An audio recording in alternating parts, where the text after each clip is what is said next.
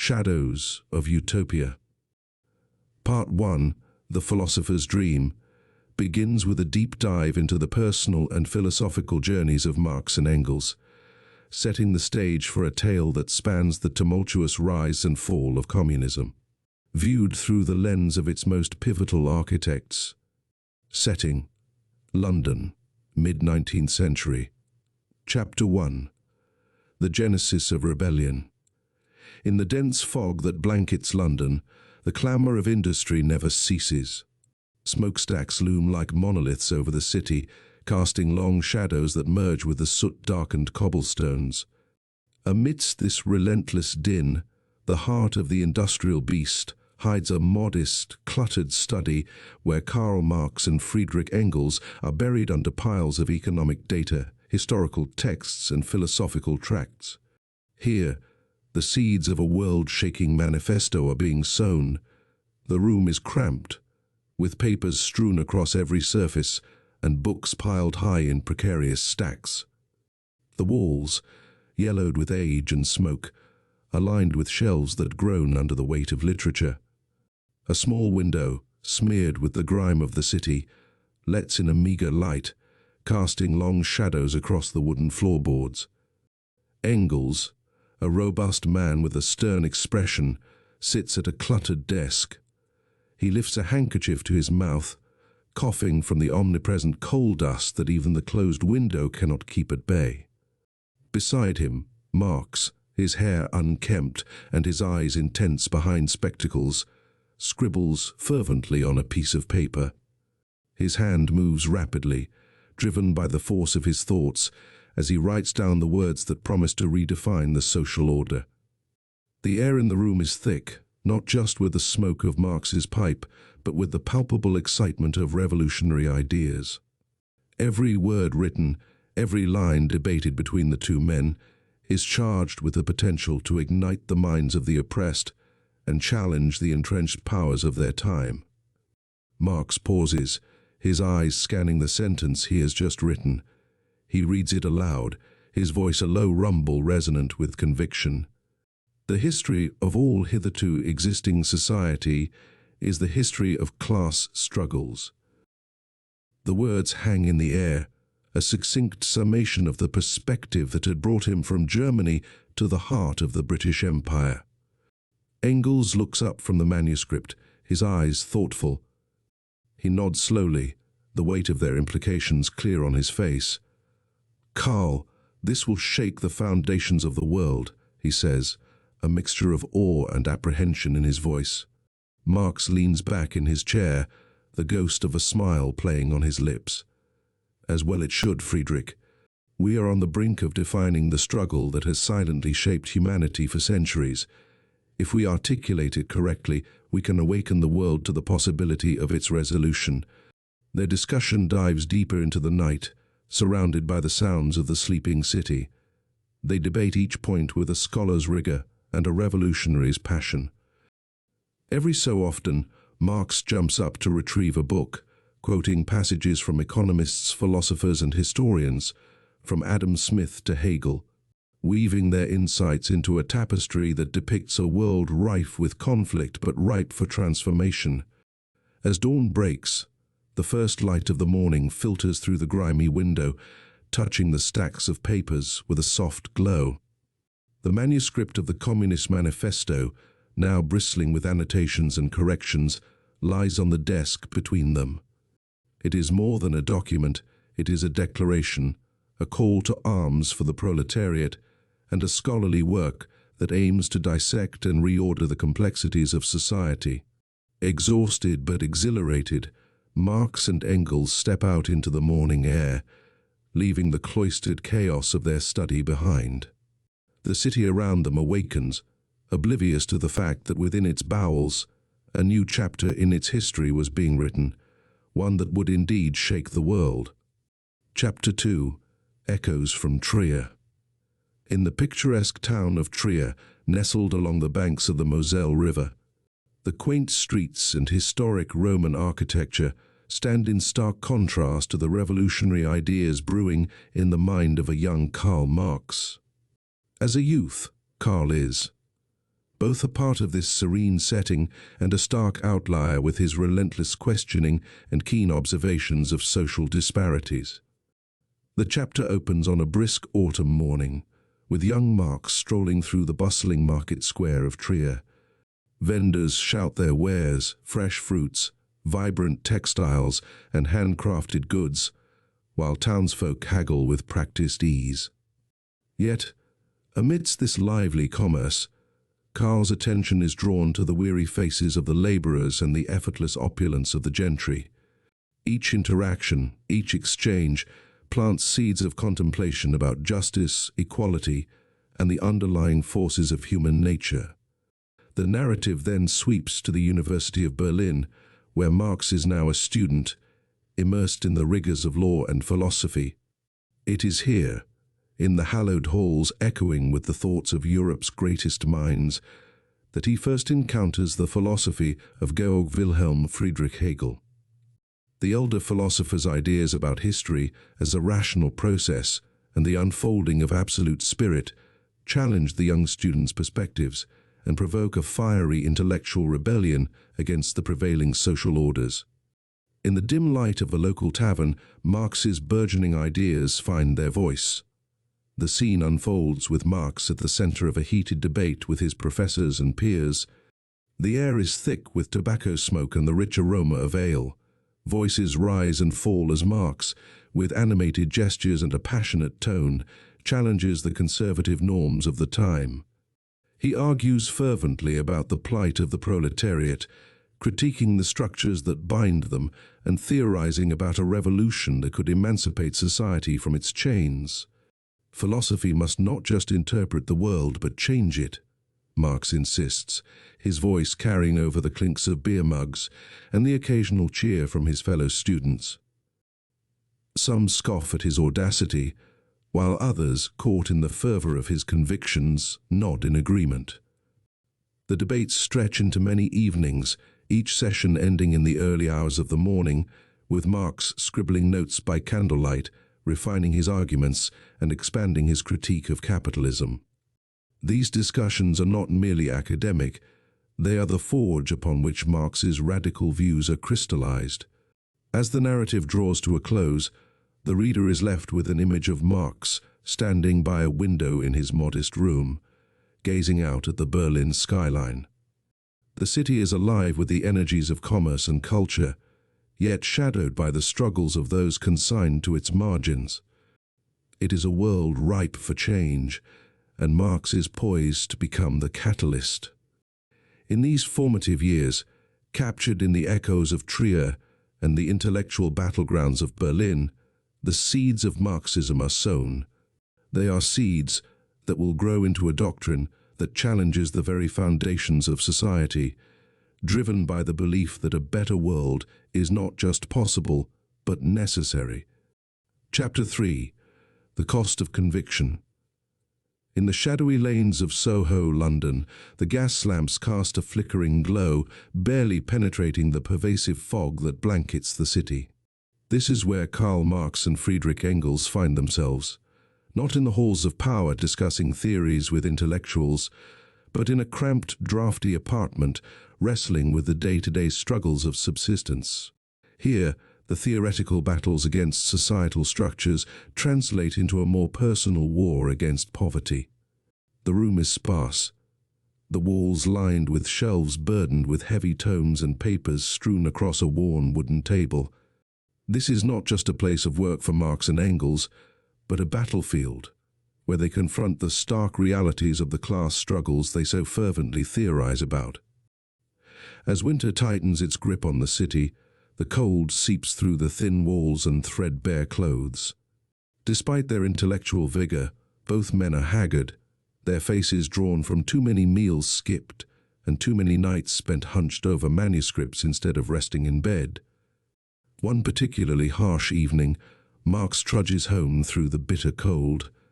His mind races with thoughts of his latest writings, his footsteps echoing on the cobblestone streets that shimmer with a sheen of frost.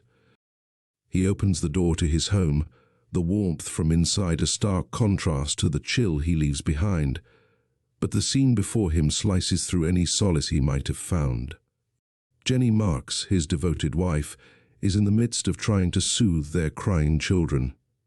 The youngest, barely a toddler, wails from his crib, while the elder ones huddle close to their mother, seeking comfort. The cupboard doors hang open, revealing the grim reality of their kitchen, nearly bare shelves with just a few scraps of bread and a dwindling supply of tea. The room is filled with the thick scent of worry and wood smoke, and Jenny's eyes, red-rimmed and weary, lift to meet Marx's as he enters. There is love there, but also reproach, fear, and exhaustion. She does not need to speak for her husband to hear her thoughts. How can he champion the workers of the world when his own children go hungry? Marx feels a pang of guilt, the weight of his family's suffering compounded by the weight of his convictions. He kneels by his children, his large hands gently brushing a lock of hair from his daughter's forehead, his voice a soothing balm as he whispers promises of better days. "Papa will fix this," he murmurs, though as he looks up and catches Jenny's skeptical gaze, the hollow feeling in his stomach tightens. What if he can't? Later that night, as his family sleeps, Marx sits at his desk, the candlelight casting long shadows as he resumes his writing. Each word he writes about exploitation and economic injustice now carries a heavier burden, the burden of his immediate reality. His theories are no longer abstract concepts, but lived experiences, each line a reflection of his own struggles. Engels, ever the pragmatist, arrives with a small stipend from his work, some of which he had secured through more conventional means. "We must sustain the revolution, starting with our households," he declares half-jokingly as he places the money on the table. This gesture, though small, is a lifeline, and for a moment, Marx allows himself a small smile. Their friendship, a cornerstone of their shared mission, is also their most immediate support system. But as Marx turns back to his manuscripts, the gravity of their situation remains. He is driven by a fire ignited not just in the intellectual cafes of Berlin, but now, more urgently, in the cold, harsh reality of London. He writes not just for the workers of the world, but for his children, for Jenny, for all who suffer under the yoke of oppression. This chapter of his life, marked by the acute sting of poverty, only sharpens his resolve. It solidifies his belief that change is necessary, that his struggles are not just personal but part of a larger battle. In this small, dimly lit room, the manifesto that could change the world is not just an academic exercise, it is a desperate cry for revolution. Chapter 4. Among the Proletariat. The streets of East London are cloaked in a perpetual haze, the air thick with the soot and smoke belched out by endless rows of factories. It's here, in the shadow of the towering smokestacks, that Karl Marx and Friedrich Engels spend their days walking amongst the proletariat, the heart of the industrial machine. Marx, dressed in a nondescript coat, his hat pulled low to shield his eyes from the drizzle, moves through the bustling streets with Engels at his side. They pass by rows of terraced houses, each one indistinguishable from the next, save for the faint sounds of life within. Every so often, the pair stops to observe the workers as they shuffle into the factories, their faces drawn and weary from long hours and poor working conditions. As they enter one of the factories, the cacophony of machinery drowns out the city's din. Inside, the air is stifling, thick with the smell of oil and metal. Men and women, some as young as children, are tethered to their stations, their movements repetitive and robotic. The grim reality of the industrial age is laid bare before them, lives reduced to cogs in a vast, unfeeling machine. Engels, notebook in hand, diligently records the scene. He notes the exhausted expressions, the dangerous proximity of workers to moving parts, and the scant safety measures in place. His observations are methodical, a stark contrast to the chaos of the factory floor. Marx engages with the workers during their brief breaks. He listens intently as they speak of their lives, of the struggle to make ends meet, of children sent to work instead of school, and of the stark inequalities that mark their existence. His questions are probing, designed to uncover the depth of their discontent and their understanding of their place in society. "What do you think would happen," Marx asks a group of workers, "if all of you decided that this life was no longer acceptable? If you demanded a fair share of the fruits of your labor?" The responses vary. Some are dismissive, conditioned by years of hardship to accept their lot in life.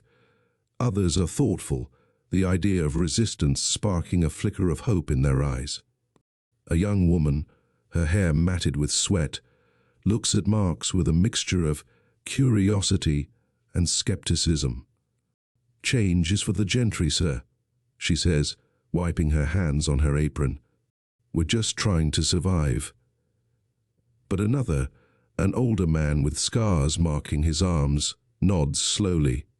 "Maybe," he murmurs, "but I'd like to see my kids do more than just survive." These interactions are both enlightening and disheartening for Marx and Engels. Each visit deepens their understanding of the plight of the working class, fueling their determination to advocate for radical change. The stark disparity between the fatigued, dirty faces of the laborers and the opulent lifestyles of the factory owners, glimpsed in passing carriages and grand houses, underscores the social divides their writings seek to challenge. As the day wanes, Marx and Engels leave the industrial sector behind, the clamor of the factories giving way to the muted sounds of evening. They walk in silence, each man lost in thought. The notes Engels has taken form the empirical backbone of their manifesto, a document that aims not just to interpret the world, but to change it. In the quiet of the evening, as the first stars appear in the smoggy sky above London, Marx feels a renewed sense of purpose. The conversations of the day resonate with him, a symphony of voices that strengthens his resolve. He knows that the path ahead is fraught with challenges, but the necessity of their cause, the fight for a world where labor is valued as the true measure of wealth, is clearer than ever. Chapter 5. The Manifesto. In the dim light of early dawn, Karl Marx and Friedrich Engels sit side by side at a cluttered desk in Marx's study, the air thick with the smell of ink and paper. Outside, the first light of day creeps over the rooftops of London, casting a pale glow through the fog. Inside, the room is charged with a palpable sense of purpose as the two men lean over the final draft of a document that could alter the course of history, the Communist Manifesto. Engels, his eyes tired but alight with excitement, reads aloud from the manuscript, his voice steady and clear.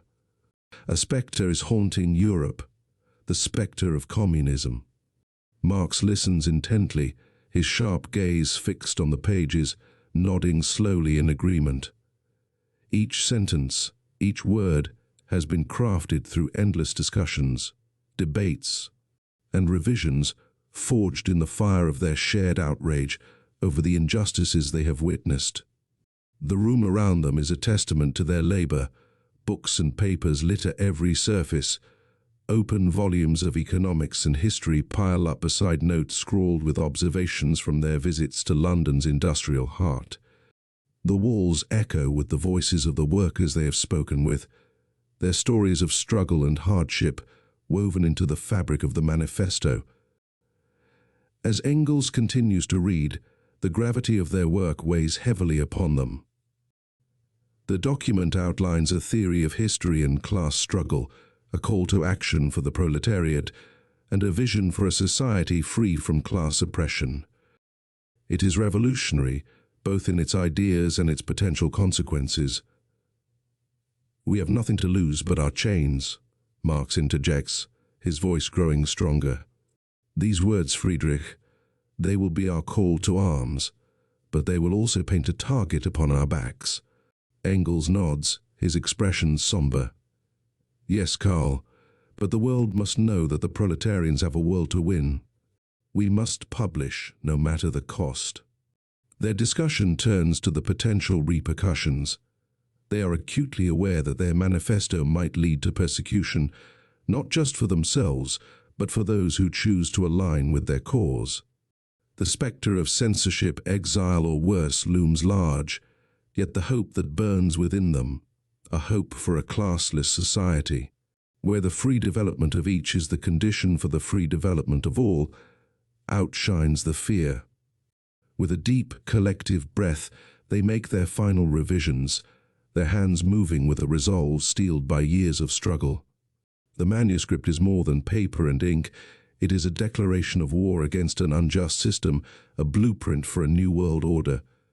As the first light of day turns to morning, Marx and Engels bundle up the completed manuscript. They step out into the bustling streets of London, the city awakening, oblivious to the radical shift that is about to occur within its very fabric. The cool air is invigorating as they make their way to the printer, the manuscript secure under Marx's arm. Arriving at the printer's shop, they hand over the document that had occupied every waking moment of their recent lives. As the printer sets to work, the clatter of the press seems to them like the first faint sounds of revolution, echoing through the streets of London. The chapter closes with Marx and Engels stepping back out into the street, the freshly printed manifestos in hand. They pause, looking at each other with a mix of apprehension and exhilaration. The world remains unaware of the storm that is about to break, but as they distribute the first copies of their manifesto, Marx and Engels are confident that the flames of revolution, once ignited, will be impossible to extinguish. Part 2, The Rise of the Vanguard, portrays the transformation of revolutionary ideals into a stark political reality, illustrating the complexities and brutalities of power as the Soviet Union emerges as a formidable force under Stalin's iron fist. Setting: Russia, early century. Chapter: The Seizing of Power. In the early century, the Russian Empire is a realm of brewing storms. Petrograd, the heart of the empire, is a city of stark contrasts, where opulent palaces stand in sharp relief against the grimy tenements of the laboring masses. Amidst this backdrop of escalating tension, Vladimir Lenin, a figure both revered and reviled, returns from his long exile to reshape the destiny of millions. The Journey from Exile. Lenin's return to Russia is nothing short of a spy thriller orchestrated amidst the chaos of World War I. The Germans, embroiled in a bitter conflict with Russia, see an opportunity in Lenin, a revolutionary capable of undermining the Russian war effort. They facilitate his passage in a sealed train, a rolling enclave of sovereignty that crosses Europe under strict conditions, no stops, no Russian soil touched. As the train clatters through the European landscape, Lenin is both captive and catalyst, confined within the train's compartments, yet mentally marshalling the forces that he hopes to lead. His mind races through plans and strategies, each thought punctuated by the rhythmic rumble of the tracks beneath. Arrival in Petrograd. Lenin's arrival in Petrograd is a scene of chaotic energy. The city is a maelstrom of political fervor, with soldiers returning from the front lines and workers striking against appalling conditions. Into this whirlwind steps Lenin, his presence like a spark to tinder. His demeanor is one of unbreakable resolve, his eyes alight with the fire of revolutionary zeal. At the Finland station, where he disembarks, Lenin is greeted not just by eager revolutionaries, but by a populace desperate for change. They see in him not just a leader returned, but a harbinger of a new order. Lenin wastes no time. Standing atop an armored car, he delivers a speech that cuts through the cold air, his voice resounding off the stone facades of the station. "Comrades," Lenin shouts, rallying the crowd with his fervor, "the time has come to overthrow the oppressors. All power to the Soviets."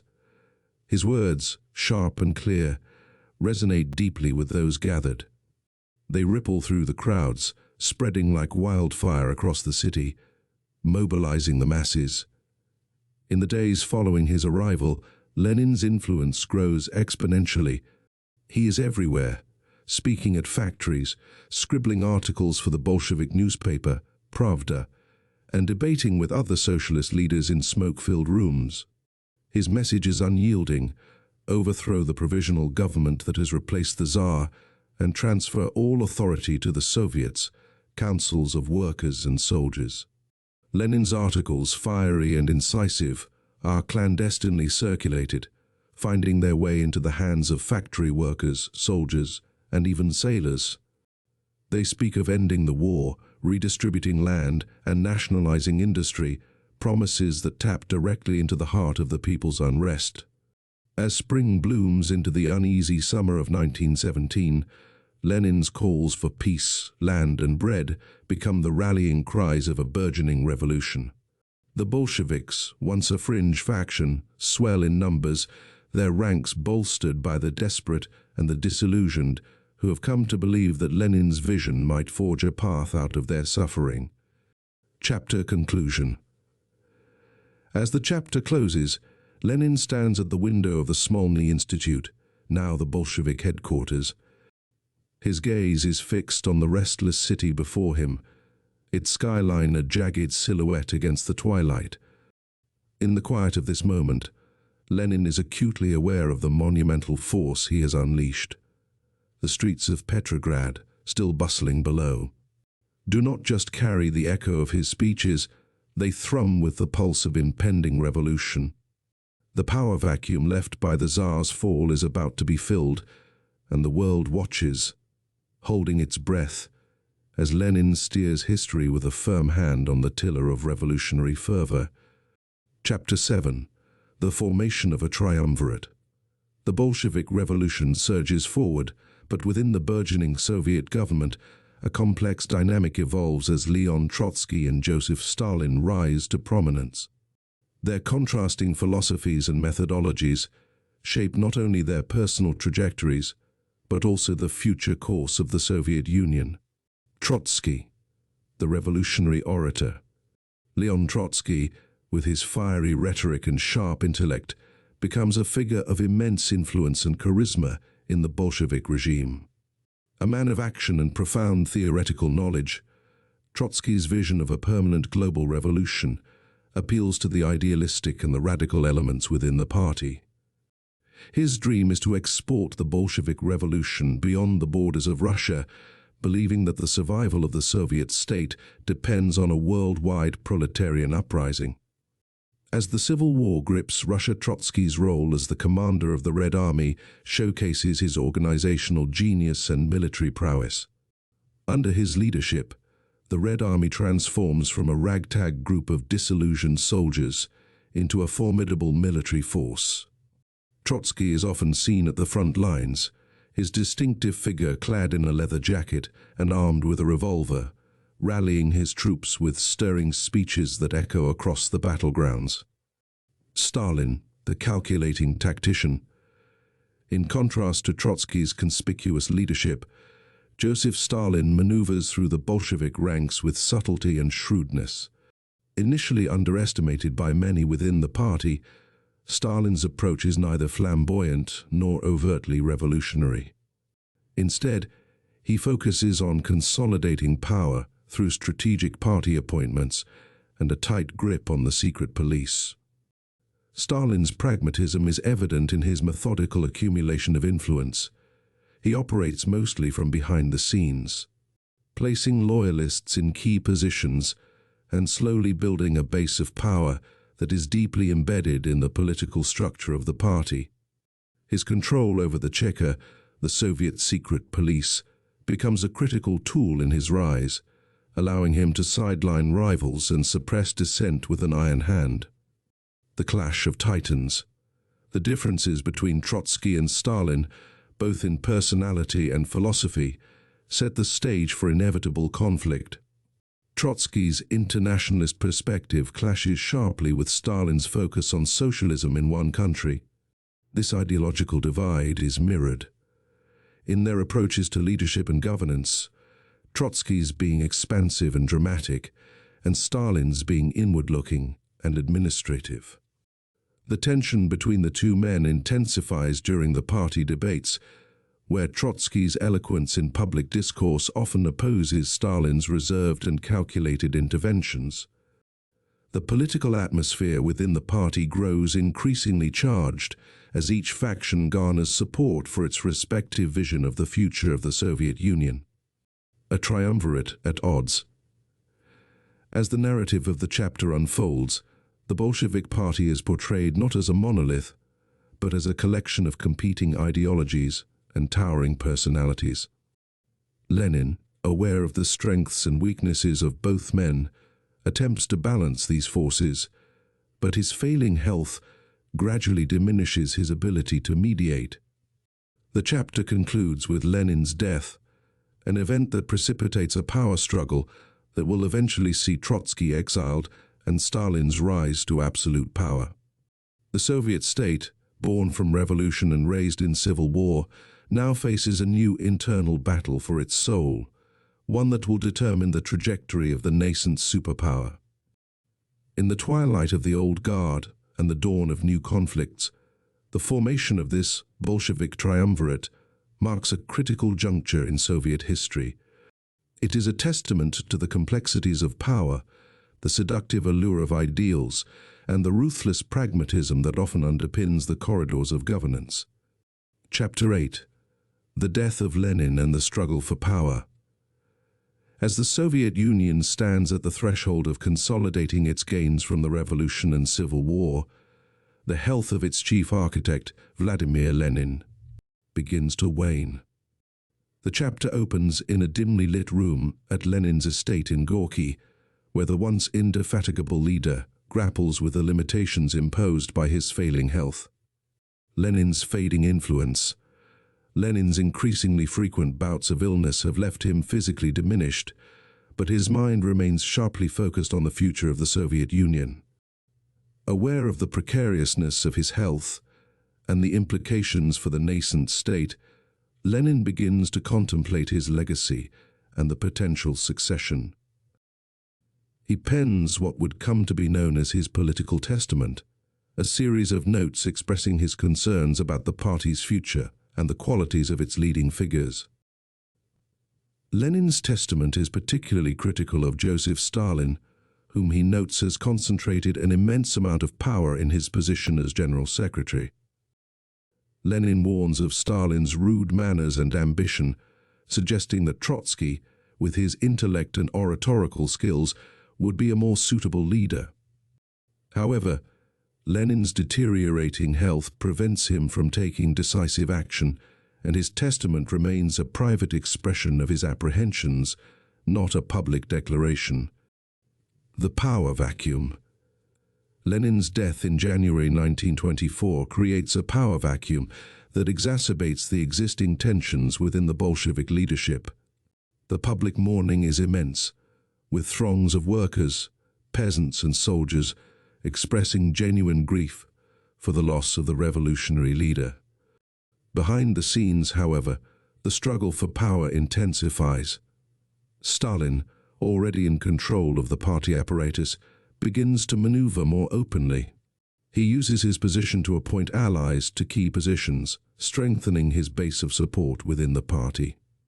Stalin's deep understanding of the bureaucratic machinery of the Soviet state becomes his most potent weapon in the battle for supremacy. Trotsky's isolation. Meanwhile, Trotsky, despite his popularity and credentials as a leader of the revolution, finds himself increasingly isolated. His emphasis on continuing international revolution and his criticism of the bureaucracy alienate many within the party who favor consolidating power domestically. Trotsky's intellectual arrogance, which often comes across as aloofness, does not endear him to the rank and file, who find Stalin's pragmatism and organizational skills more reassuring. Culmination and exile. The struggle between Trotsky and Stalin comes to a head during the intense political debates and meetings that follow Lenin's death. Stalin, leveraging his control over the party's organs, begins to systematically sideline Trotsky. Accusations of disloyalty and deviations from party lines are levied against Trotsky and his supporters. Trotsky's dramatic fall from power culminates in his exile from the Soviet Union. The chapter details his forced departure, a poignant moment that marks the end of an era for the original revolutionaries. Trotsky leaves behind a Soviet Union that is rapidly transforming under Stalin's unchallenged rule, moving towards a more centralized and oppressive regime. Chapter conclusion. As the chapter closes, the narrative reflects on the ruthless nature of Soviet politics, where ideals are often sacrificed on the altar of power. The Soviet Union, initially conceived as a bastion of proletarian dictatorship, begins to morph into a totalitarian state under Stalin, who eliminates all potential threats to his authority. The death of Lenin not only marks the loss of a revolutionary leader, but also heralds the rise of a regime that would shape the course of the 20th century in profound and often tragic ways. Chapter 9. The Great Purge. The narrative takes a grim turn as Joseph Stalin, now the unchallenged ruler of the Soviet Union, begins to implement one of the most devastating episodes of political repression in modern history, the Great Purge. With absolute power within his grasp, Stalin embarks on a ruthless campaign to eliminate all potential threats to his authority, leaving a trail of destruction that would mark the Soviet state for generations. The onset of the purge. As Stalin consolidates power, he becomes increasingly paranoid about potential rivals and dissent within the Communist Party. The murder of Sergei Kirov, a popular party leader and close associate of Stalin, in 1934, is used as a pretext to launch the purge. Stalin exploits this event to portray himself as a besieged leader, protecting the revolution from both internal and external enemies. The Great Purge initially targets high-ranking members of the Communist Party, old Bolsheviks who participated in the revolution and who might harbor loyalty to Trotsky or possess independent clout. The show trials, a series of staged and public judicial proceedings, become a hallmark of this era. Prominent Bolsheviks are forced into humiliating confessions of counter-revolutionary crimes and conspiracies against the state, often after enduring severe torture and threats against their families. Widening the net. The scope of the purge quickly expands beyond the party elite. The NKVD, under the command of Nikolai Yezhov, casts a wide net, targeting intellectuals, artists, scientists, military officers, and ordinary citizens. Accusations range from espionage to sabotage, with many confessions extracted under extreme duress. The atmosphere in the Soviet Union grows heavy with fear and suspicion. Neighbors turn against neighbors, children report on their parents, and the slightest whisper of dissent can lead to arrest. Stalin's propaganda machine works overtime, projecting his image as the infallible leader, while simultaneously sowing paranoia about enemies of the people. Impact on the military and cultural sectors. The purge severely impacts the military and intellectual establishments. Thousands of Red Army officers, including many of the highest-ranking generals, are executed or sent to labor camps. This decimation of the military leadership during the late 1930s leaves the Soviet Union dangerously unprepared for the looming conflict of World War II. The cultural and scientific communities are not spared. Writers, artists, and thinkers who fail to align with socialist realism or who are seen as having bourgeois tendencies are arrested, executed, or exiled. The chilling effect on creativity and intellectual discourse is profound, as fear stifles innovation and promotes rigid conformity. The end of the purge. The Great Purge begins to wind down by 1938, largely because the Soviet administrative and military structures have been so depleted that further purges could jeopardize the state's functionality. The dismissal of Yezhov, replaced by Lavrenti Beria, marks the end of the most intense phase of the purge, but the culture of surveillance and repression remains deeply embedded in Soviet society. Stalin emerges from the Great Purge with his power unassailable, having eliminated all potential rivals and instilled an environment of pervasive fear that ensures absolute loyalty. The Soviet Union, envisioned by its founders as a beacon of proletarian freedom, has transformed into a totalitarian state characterized by oppression and control. Chapter conclusion. As the chapter closes, the full horror of the Great Purge is reflected upon. The tragic consequences for the Soviet people and the Communist Party are laid bare, revealing a society riven by paranoia and repression. The purge not only consolidates Stalin's power, but also fundamentally alters the Soviet Union's course, affecting its cultural, intellectual, and military capabilities for decades to come. The narrative sets the stage for how these developments will play out on the world stage, particularly as global conflict looms on the horizon. Chapter 11. The Shadow and the People in the Mid-20th Century, the Soviet Union under the steely gaze of Joseph Stalin, portrays itself as a bastion of industrial strength and socialist success. Skyscrapers rise in Moscow, tractors populate collective farms, and factories roar with production. Yet, beneath this surface of achievement, the fabric of everyday life tells a starkly different story, one of struggle, fear, and resilience. Elena, life in the shadow of the state. In a small, cramped apartment in Moscow, Elena prepares for another long day at the factory. Her movements are mechanical, honed by years of repetition and necessity. As a textile worker, her hands weave fabric, but her mind weaves worries and fears, particularly for her brother, Mikhail, who has recently been sent to a gulag in Siberia on charges of political dissent, charges as flimsy as the paper they were written on. Elena's daily life is a microcosm of Soviet society. At work, she is surrounded by propaganda posters proclaiming the success of the 5-year plan, each one featuring smiling workers and slogans like, "Forward to the victory of communism." The reality, however, is less rosy. Rations are sparse, the machinery is old and dangerous, and the watchful eyes of the state are omnipresent. Informants mingle with genuine workers, and the wrong word can lead to disappearance. As Elena returns home in the evening, she stops by a local shop, where the shelves are often bare. The shopkeeper, a gaunt woman named Anna, whispers that they haven't received new supplies in weeks, but she quickly glances over her shoulder to make sure no one has overheard.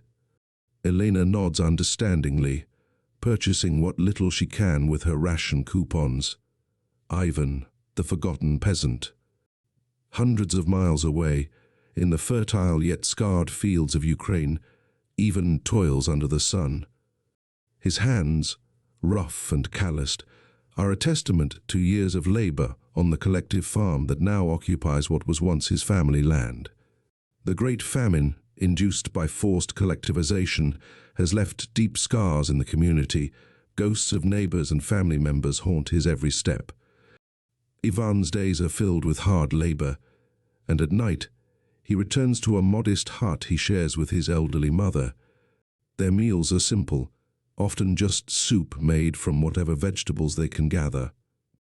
Despite the state's grand declarations of surplus and agricultural triumph, Ivan's reality is one of perpetual hunger and loss. The radio in his home crackles to life each evening, broadcasting Stalin's speeches and tales of Soviet agricultural advancements. Ivan listens, a frown etched deep in his weather-beaten face, as the voice on the radio speaks of bumper harvests and the prosperity of the collective farms. The dissonance between the propaganda and his lived experience only fuels a simmering resentment, tempered by the fear of voicing such thoughts aloud. Contrasting realities. The stories of Elena and Ivan, though separated by distance and circumstance, are intertwined by the common thread of survival under the oppressive regime of Stalin.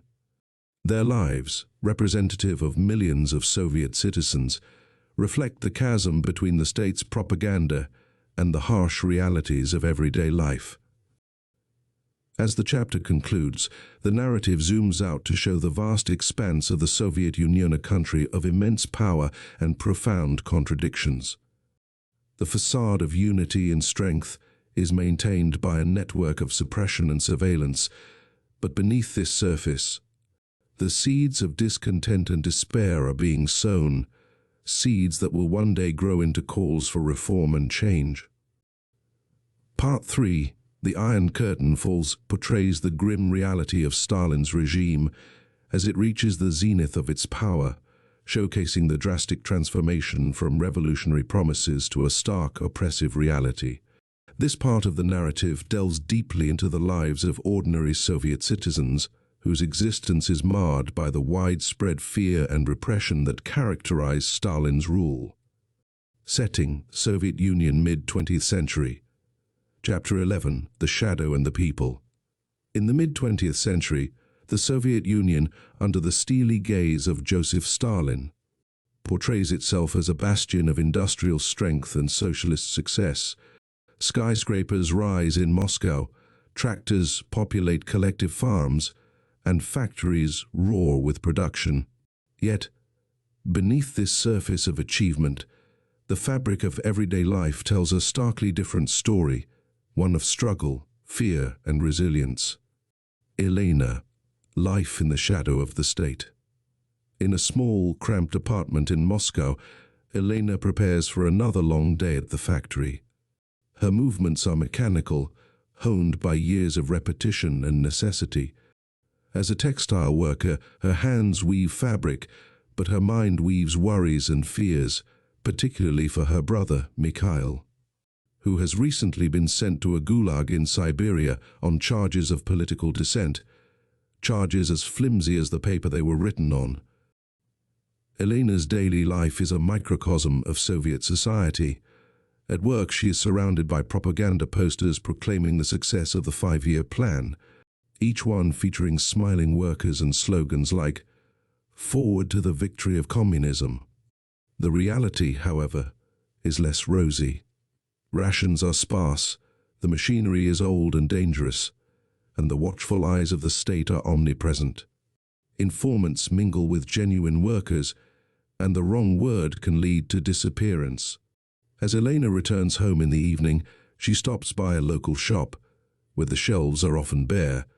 The shopkeeper, a gaunt woman named Anna, whispers that they haven't received new supplies in weeks, but she quickly glances over her shoulder to make sure no one has overheard. Elena nods understandingly, purchasing what little she can with her ration coupons. Ivan, the forgotten peasant. Hundreds of miles away, in the fertile yet scarred fields of Ukraine, Ivan toils under the sun. His hands, rough and calloused, are a testament to years of labor on the collective farm that now occupies what was once his family land. The Great Famine, induced by forced collectivization, has left deep scars in the community. Ghosts of neighbors and family members haunt his every step. Ivan's days are filled with hard labor, and at night, he returns to a modest hut he shares with his elderly mother. Their meals are simple, often just soup made from whatever vegetables they can gather. Despite the state's grand declarations of surplus and agricultural triumph, Ivan's reality is one of perpetual hunger and loss. The radio in his home crackles to life each evening, broadcasting Stalin's speeches and tales of Soviet agricultural advancements. Ivan listens, a frown etched deep in his weather-beaten face, as the voice on the radio speaks of bumper harvests and the prosperity of the collective farms. The dissonance between the propaganda and his lived experience only fuels a simmering resentment, tempered by the fear of voicing such thoughts aloud. Contrasting realities. The stories of Elena and Ivan, though separated by distance and circumstance, are intertwined by the common thread of survival under the oppressive regime of Stalin. Their lives, representative of millions of Soviet citizens, reflect the chasm between the state's propaganda and the harsh realities of everyday life. As the chapter concludes, the narrative zooms out to show the vast expanse of the Soviet Union, a country of immense power and profound contradictions.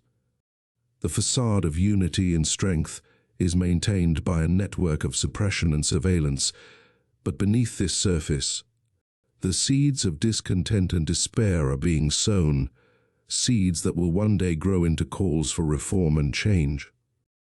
Chapter 12. Cracks in the Iron.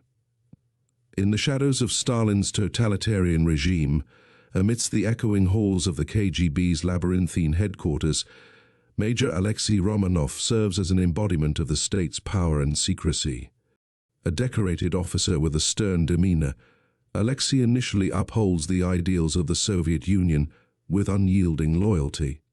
However, beneath his composed exterior, the seeds of doubt begin to take root as he is confronted with the harsh realities of the government's oppressive tactics. Alexei's awakening. Alexei's journey from staunch supporter to disillusioned skeptic unfolds gradually. Assigned to oversee surveillance and interrogations, he frequently encounters prisoners like Elena's brother, Mikhail, whose stories of arbitrary detention and brutal treatment are at odds with the official narratives Alexei has always defended. These encounters are punctuated by chilling sessions in interrogation rooms, where the thin line between duty and cruelty becomes increasingly blurred. As he walks through the dark, cold corridors of the detention center late one evening, the muffled cries of a young woman arrested for mere whispers against Stalin resonate with Alexei. Her plight, eerily similar to Elena's fears for her brother, pierces the armor of his loyalty. For the first time, Alexei sees not enemies of the state, but victims of a monstrous machine, a machine to which he has dedicated his life, the silent witnesses. Alexei's doubts are further fueled by his interactions with ordinary citizens like Ivan. On an official trip to Ukraine to investigate reports of unrest, Alexei meets the peasant in a dilapidated village ravaged by famine and government neglect. Ivan's stoic resignation and veiled anger expose the chasm between the party's propaganda and the grim realities of Soviet life. The stark landscapes of barren fields and empty markets stand as silent witnesses to the failed promises of collectivization. Conspiracies in the shadows. Haunted by the suffering he has witnessed, Alexei begins to seek out others within the system who share his misgivings. These covert meetings are held in the dead of night, in abandoned warehouses or under the guise of routine patrols. Among the conspirators are disillusioned party officials, weary intellectuals, and even a few bold military officers. Together, they share a common vision of a future free from Stalin's tyrannical rule. The group meticulously plans their moves, communicating through coded messages and secret signals. They draw inspiration from the historical resistance against tyrants, studying past revolutions and coups, understanding that their path is fraught with danger, but driven by a moral imperative. Seeds of resistance. As the chapter closes, Alexei stands by a window in his sparse apartment, looking out over the snow-covered streets of Moscow. The city sleeps under the watchful eyes of Stalin's portraits, but beneath the quiet, the seeds of resistance planted by Alexei and his comrades begin to stir. While their plans are still in nascent stages, the resolve among them grows stronger with each passing day. The narrative of Chapter 12, Cracks in the Iron, not only highlights the personal transformation of Alexei, but also serves as a metaphor for the broader disintegration of belief in Stalin's regime. It portrays the complex web of fear, courage, and betrayal that characterizes the lives of those entangled in the machinery of a totalitarian state. The chapter sets the stage for an impending conflict within the heart of the Soviet apparatus, foreshadowing the struggles and sacrifices that lie ahead in the quest for truth and freedom. Chapter 13. Echoes of Rebellion. As the Soviet Union prepares to celebrate the anniversary of the revolution, Moscow is cloaked in a facade of festivity. The streets are lined with red banners, and parades march through the avenues, displaying the might and unity of Stalin's regime. Unseen by the cheering crowds, however, a critical plot is unfolding, a daring coup planned by Major Alexei Romanov and a covert group of dissidents from within the ranks of the KGB and the military. The gathering storm. The chapter begins in the early hours of the morning, as Alexei and his co-conspirators meet in a deserted warehouse on the outskirts of Moscow.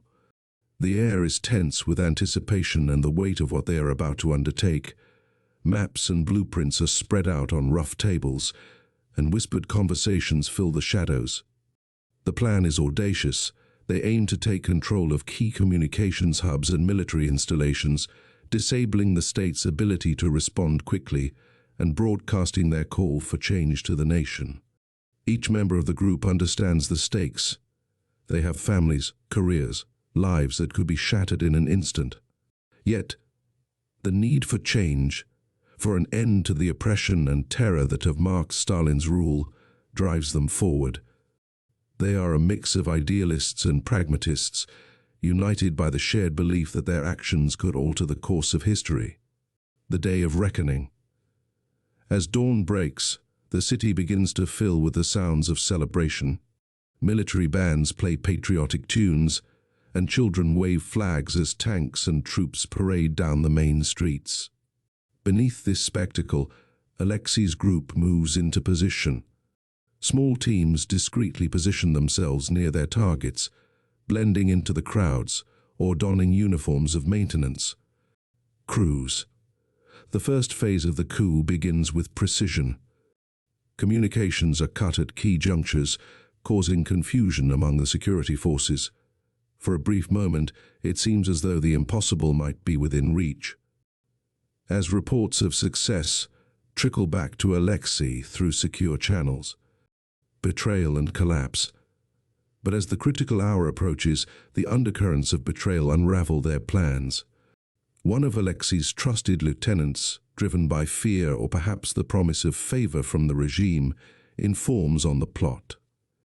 Within minutes, what began as a coordinated strike turns into a desperate scramble for survival. Security forces, forewarned and overwhelming in number, swoop in on the rebels. The crack of gunfire shatters the festive air, and the streets, so recently filled with parades, become battlegrounds. Alexei, caught in the chaos, witnesses the arrest and fall of his comrades, their hopes for a new dawn crushed under the boots of Stalin's loyalists. Aftermath.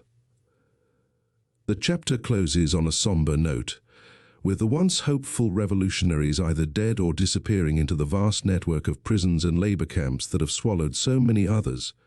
Alexei, narrowly escaping capture, is left to reckon with the failure and its costs. The regime, quick to cover up the incident, tightens its grip, using the failed coup as a pretext to purge any suspected of dissent. Yet, despite the crushing defeat, the echoes of rebellion linger in the whispered conversations of those who dared to dream. The tale of the coup, distorted and dangerous to recount, becomes a clandestine whisper of resistance, a story that sows seeds of doubt even as Stalin's rule appears unshakable. Alexei, disillusioned but not broken, realizes that while their immediate efforts have failed, the spark of rebellion they have ignited might one day grow into a fire that could burn away the iron curtain of tyranny. Chapter 14. The Fallout. The aftermath of the failed coup is grim and swift, as Stalin's regime moves to quash any remnants of dissent with a chilling efficiency that reaffirms its iron grip on the Soviet Union. This chapter examines the dark days following the rebellion, capturing the blend of despair and nascent hope that arises from the ashes of the uprising. The iron hammer falls. The chapter opens in the bleak and unforgiving landscape of the Siberian Gulag, where Alexei finds himself alongside those who shared his dream of a freer Soviet Union. The cold is relentless, the work grueling, and the guards merciless. Yet, even in this harsh setting, the spirit of resistance that led to the coup flickers faintly among the prisoners. Alexei, though broken in body, retains a defiant spirit.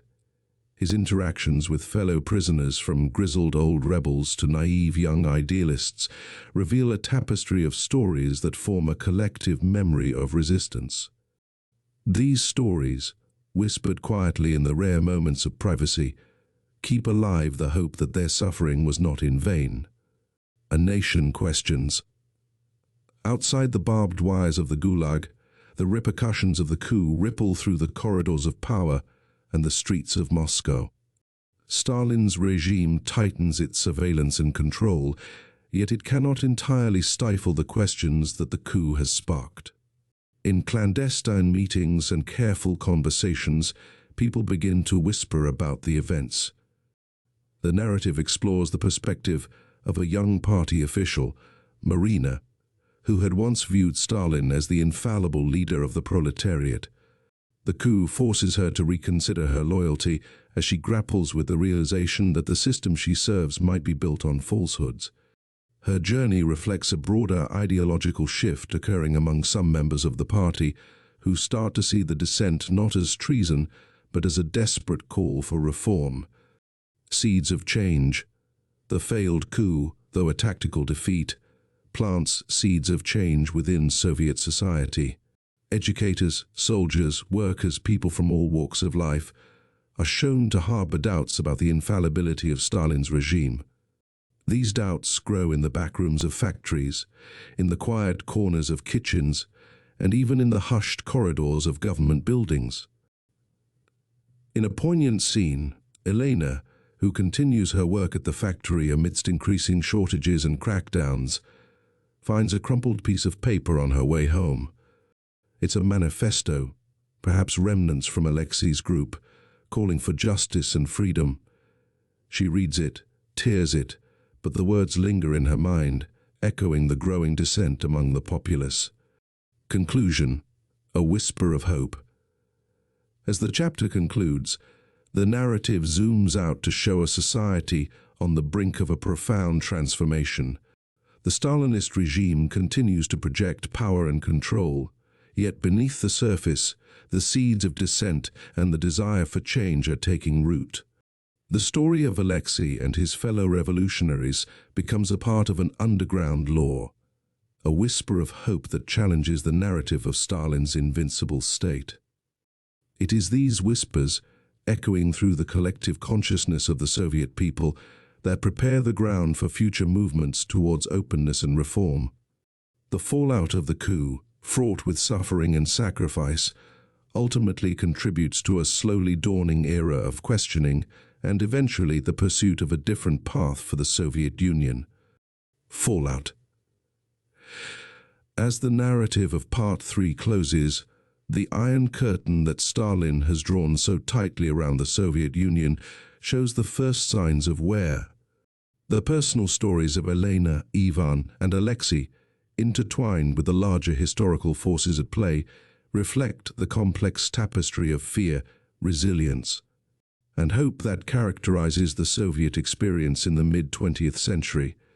The stage is set for the eventual erosion of Stalinist control, a process that will unfold over the decades as the foundation laid by ordinary citizens' courage and despair slowly leads to the regime's unraveling.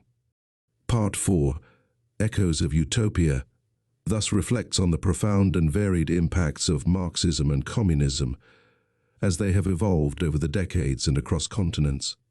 It delves into the personal, political, and philosophical legacies of Karl Marx, Vladimir Lenin, and Joseph Stalin through the lives of their descendants and the rigorous academic investigation of a historian. This section of the narrative examines how the revolutionary ideas initiated by these figures continue to influence and challenge current global ideologies, economic policies, and cultural identities. Setting: various global locations, late 20th century. Exploration of personal legacies through the descendants of Marx, Lenin, and Stalin. The narrative explores the deep and sometimes painful reckonings with their ancestors' legacies. Each descendant grapples with the historical weight of their forebears' actions and theories, choosing paths that reflect a complex mixture of respect, rejection, and reinterpretation of their ideological heritages.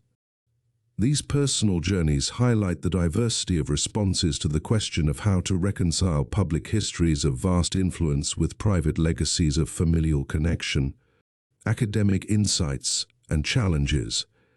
The historian's role in uncovering new documents and personal writings introduces a critical dimension to the understanding of these monumental figures. This scholarly pursuit opens up new debates and discussions about the intentions, inconsistencies, and internal conflicts of Marx, Lenin, and Stalin, challenging simplified historical narratives and encouraging a more nuanced understanding of their impacts. The historian's findings serve as a catalyst for broader scholarly debate and public engagement with the historical realities of communism and its leaders. Global repercussions and modern interpretations.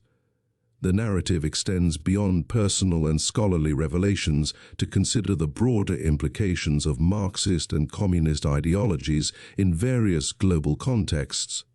From the remnants of the Soviet Union to the dynamic shifts in China and the ongoing ideological struggles in Cuba, the story maps the ripple effects of these theories in shaping political systems, economic models, and social movements. It also touches on the resurgence of interest in socialist ideas among new generations facing economic inequality and environmental crises, suggesting a renewed relevance of some Marxist principles in contemporary politics. Synthesis and forward gaze. Finally, the Conference on the Future of Socialism serves as a convergence point for these diverse threads, weaving together the historical, personal, and theoretical into a comprehensive dialogue. This gathering not only revisits the utopian aspirations and harsh realities of the past, but also projects forward, contemplating the place and form of socialist ideas in a rapidly changing world.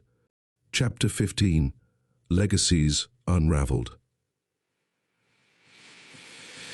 As the 20th century nears its end, the ideological tremors of the past resonate through the complex political and social landscapes of the present.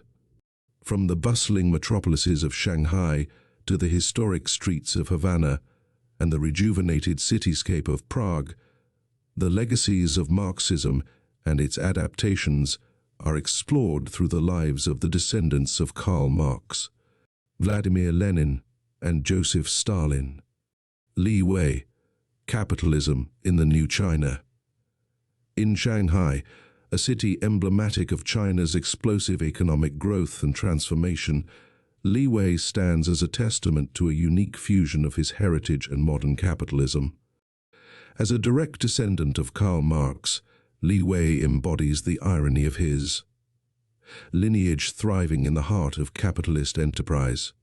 His technology startup not only capitalizes on China's economic policies, but also subtly incorporates Marxist principles, aiming to improve worker conditions and redistribute benefits more equitably among employees. Li Wei's office overlooks the Huangpu River, a perfect vantage point from which to contemplate the sweeping changes in China. While his business strategies harness the power of the market, his corporate philosophy reflects a nuanced adaptation of Marxist thought, advocating for the welfare of the working class within the capitalist framework. His approach challenges the traditional dichotomy between capitalism and socialism, proposing a hybrid model that could redefine economic interactions in the 21st century. Elena Rodriguez, Democratic Socialism in Cuba. Meanwhile, in Havana, Elena Rodriguez, a great-granddaughter of Vladimir Lenin, engages in the struggle to reshape socialism to meet the needs of the modern world. In the heart of a country that has long stood as a symbol of resistance against capitalist hegemony, Elena works as a policy advisor, pushing for reforms that aim to invigorate Cuba's socialist model with democratic principles. Elena's advocacy for democratic socialism is driven by a desire to honor her ancestors' revolutionary ideals while correcting their historical misapplications. She champions policies that enhance transparency, increase public participation in government, and safeguard freedoms that were previously suppressed under the guise of security. Her efforts are particularly poignant in the community centers and educational workshops, where she interacts directly with citizens, empowering them with knowledge and a voice in governance. Anna Petrova, advocating for human rights in post-communist Europe. In Prague, Anna Petrova dedicates her life to addressing the darker legacies of her great-grandfather, Joseph Stalin. As a human rights activist, she collaborates with international organizations to heal the wounds left by decades of totalitarian rule. Her work involves not only advocacy, but also education, teaching young Eastern Europeans about the importance of democracy and civil liberties. Anna's initiatives often bring her into contact with other post-communist societies, where she helps to document abuses and support transitional justice efforts. Her resolve is fueled by a deep-seated need to atone for the sins of her ancestor, transforming the legacy of oppression into one of liberation and hope. Conclusion. Chapter 15 weaves these diverse narratives together, illustrating how the descendants of Marx, Lenin, and Stalin each grapple with their inherited legacies against the backdrop of a world still deeply influenced by their ancestors' ideas. Li Wei, Elena Rodriguez, and Anna Petrova, from different corners of the world, reflect the ongoing struggle to interpret, adapt, and perhaps redeem the visions and mistakes of their forebears. Their stories underscore a broader theme: the enduring impact of 20th century ideologies on the personal and political realities of the 21st century. Chapter 16, Historical Revelations. Amid the personal and global narratives of the descendants of Marxism's founding figures, Dr. Emily Carter, a distinguished American historian, embarks on a journey that unveils layers of history long obscured by time and ideology. Her discovery of a treasure trove of personal correspondence and unpublished manuscripts penned by Marx, Lenin, and Stalin becomes a pivotal moment in understanding the complex legacies of these monumental figures. Unearthing the past. Stationed in the quiet, dust-filled archives of Moscow, Dr. Carter meticulously pores over boxes of documents that have not seen the light of day for decades. These papers, forgotten in the vast maze of the state archives, contain intimate letters exchanged between Marx, Engels, Lenin, and even Stalin during their most private moments, offering a raw glimpse into their thoughts and emotions. The revelations begin with a series of letters from Marx to his confidant Engels, expressing profound doubt about the violent interpretations of his theories that were beginning to circulate. Marx's reflections reveal his concerns about the potential misapplication of his critiques of capitalism and worry about the emerging dogmatic approaches to his writings. Lenin's philosophical struggles. As Dr. Carter delves deeper, she uncovers a collection of Lenin's diaries, previously thought lost or destroyed. These entries chronicle his philosophical evolution and personal struggles during the turbulent years of the Bolshevik Revolution and the early Soviet period. Contrary to his unyielding public persona, the diaries present a Lenin who is introspective, often questioning the moral implications of the sacrifices made in the name of progress. His notes during the Red Terror reflect a deep internal conflict about the costs of revolutionary change. Stalin's hidden doubts. Perhaps most surprising are the private notes of Stalin, hidden away under lock and key for years. These writings shed light on the early years of his rule, revealing a leader acutely aware of the isolation and paranoia his power wrought. Behind the ruthlessness, there existed a Stalin who pondered the sustainability of his reign and the alienation from even his closest allies. His notes on the purges display a mix of strategic calculation and surprising remorse, adding a complex layer to the historical understanding of his dictatorship. Public impact and scholarly debate. Dr. Carter's findings soon ripple through the academic community and the broader public, challenging the established narratives that have long dominated the discourse on socialism and communism. She presents her research at major conferences, sparking heated debates among scholars, policymakers, and the descendants of those figures themselves.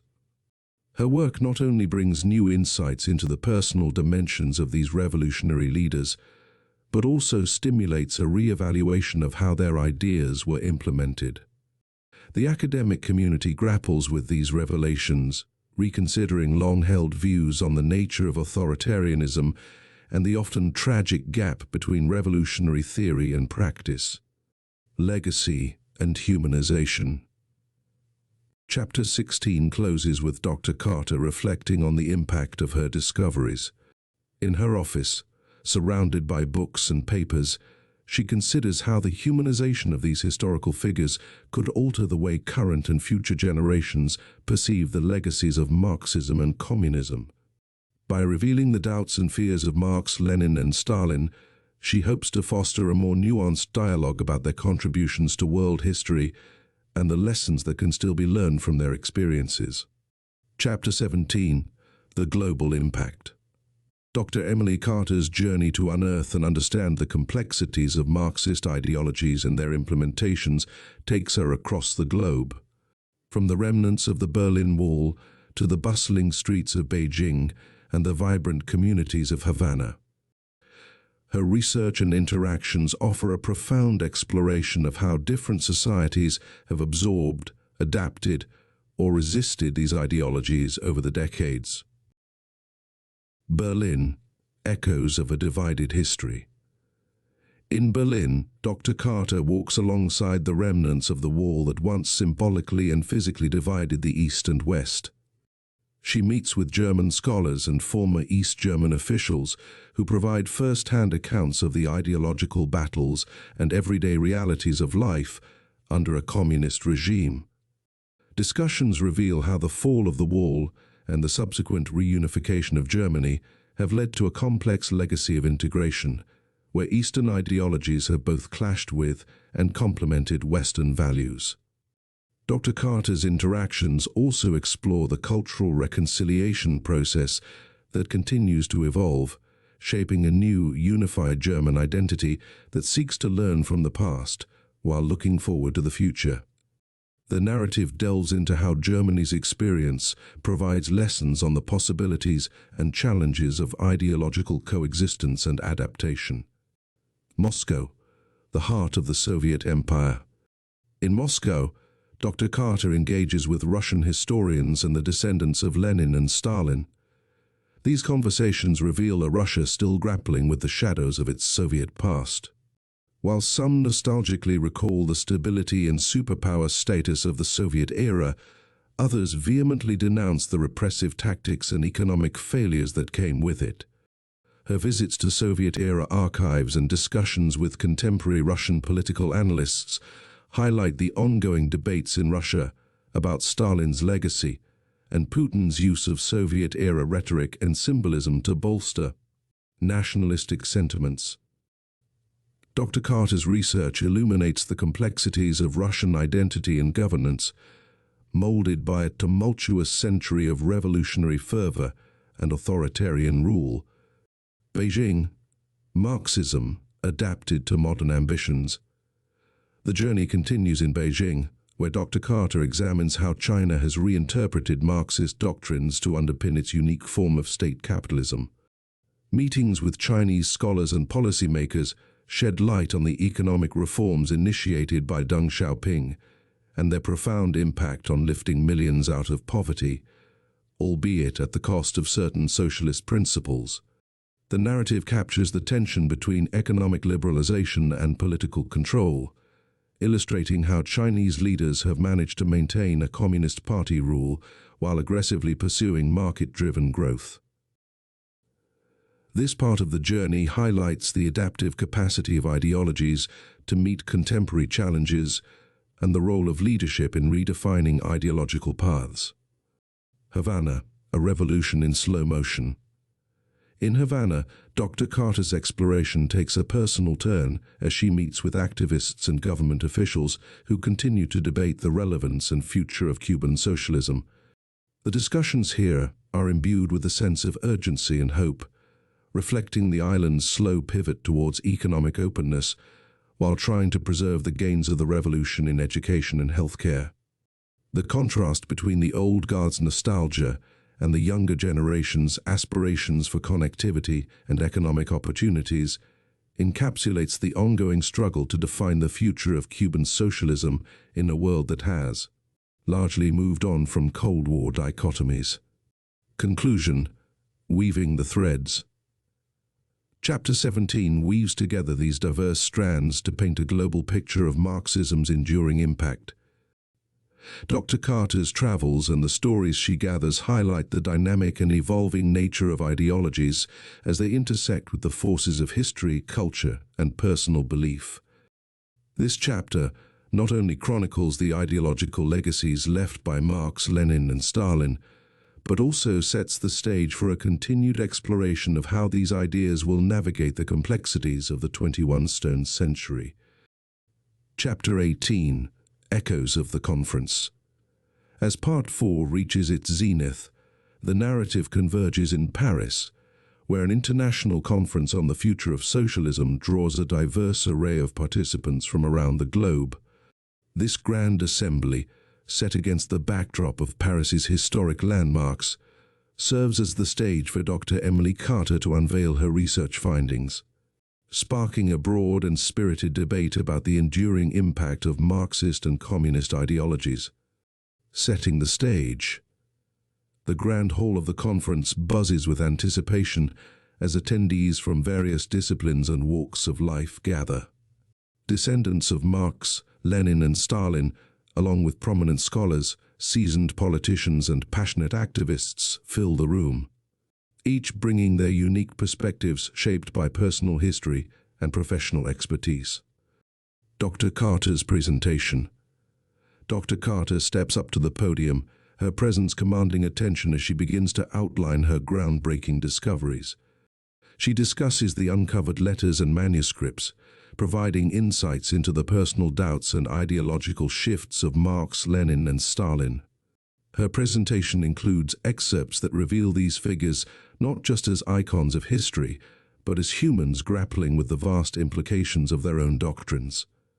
The audience listens intently, drawn in by the humanity behind the historical figures, and the presentation sparks a series of discussions that challenge long-held views and open new avenues for understanding the complex legacies of these leaders.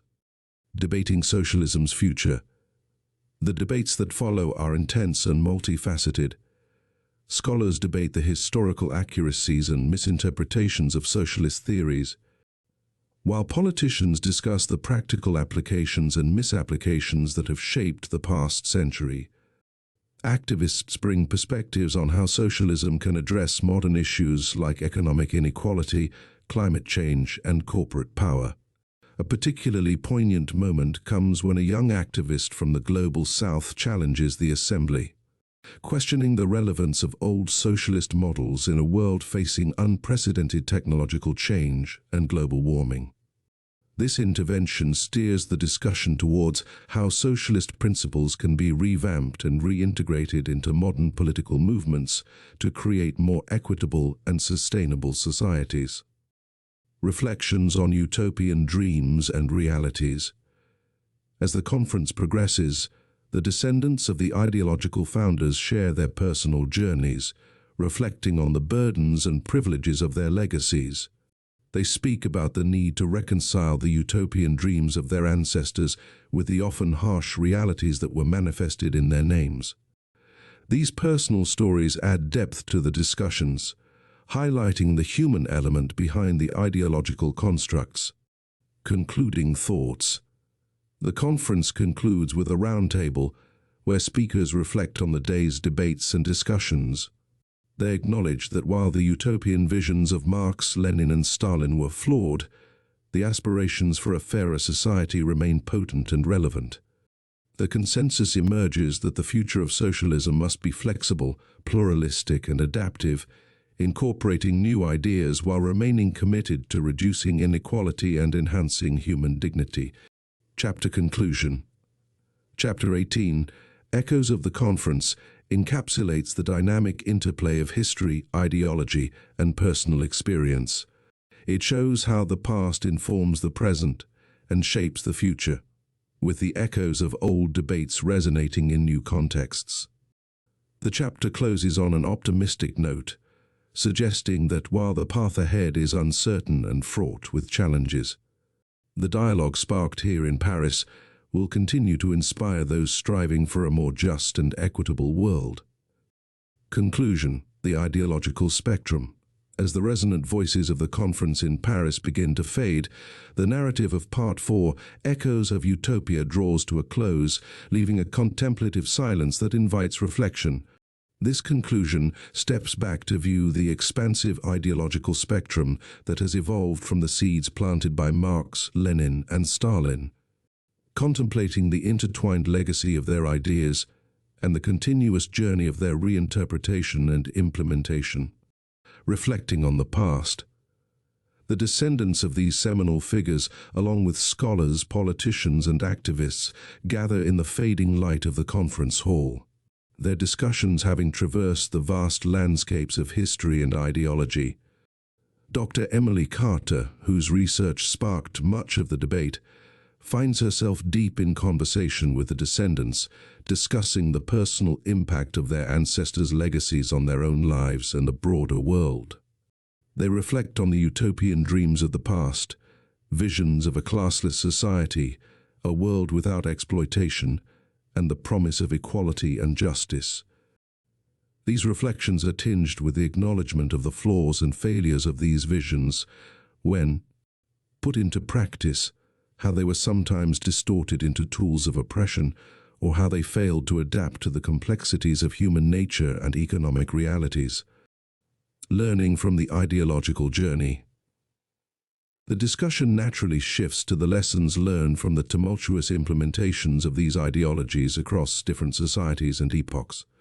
It is recognized that while the initial implementations often led to severe consequences, the core values behind these ideologies continue to resonate with current global challenges.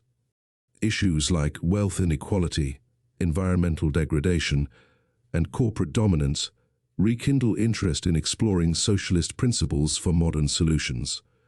Paths forward. As the conference ends, the participants step out into the Parisian night, energized by the vigorous discussions and the spectrum of ideas they encountered. The conversation moves from historical reflection to future possibilities. There is a consensus that the journey towards realizing socialist and communist ideals is not linear nor finite, but an ongoing process of adaptation and evolution. The younger generation in particular shows a keen interest in taking the theoretical frameworks of the past and applying them to contemporary issues, using innovative tools and inclusive strategies that were unavailable to their predecessors. They talk about the potential of digital technology to democratize economies, the role of global cooperation in addressing climate change, and the need for new political movements that reflect a more connected, yet diverse world. Echoes of Utopia. The conclusion of Part 4, Echoes of Utopia, is a meditation on the enduring influence of Marxist, Leninist, and Stalinist doctrines, suggesting that these ideologies, for all their historical baggage, continue to provide valuable insights into the functioning of society and the governance of communities. The narrative closes on a note of hopeful possibility, echoing the sentiments of the conference, though the utopian dreams of Marx, Lenin, and Stalin were imperfect. The quest for a just and equitable society remains as relevant and vital as ever. This narrative end not only encapsulates the ideological journey of the 20th century, but also sets the stage for future explorations and adaptations of these complex, compelling ideas in the face of 21st century challenges.